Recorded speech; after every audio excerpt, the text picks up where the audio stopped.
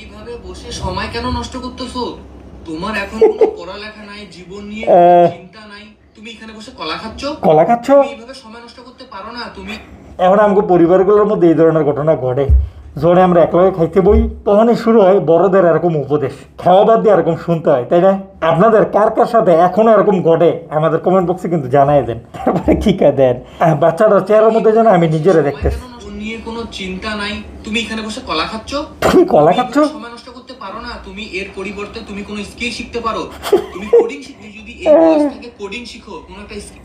বাচ্চাটা চিন্তা করতেছে কি কলা খামু না ও কি কইতেছে এগুলো শুনমু, আমি এখন করবো তো করবো কি। তুমি জীবনে কত উন্নতি করতে পারবা জানো? আমাদের মতো বয়সে আস্তে আস্তে তুমি কোটিপতি হয়ে যাবা। তুমি এইভাবে বসে সময় নষ্ট করতে পারো না। কোনো কাজ করো, কোনো স্কিল শিখো। এভাবে বসে খেলতেছো গাড়ি দিয়ে, কলা খাচ্ছ, এটা কেমন কথা?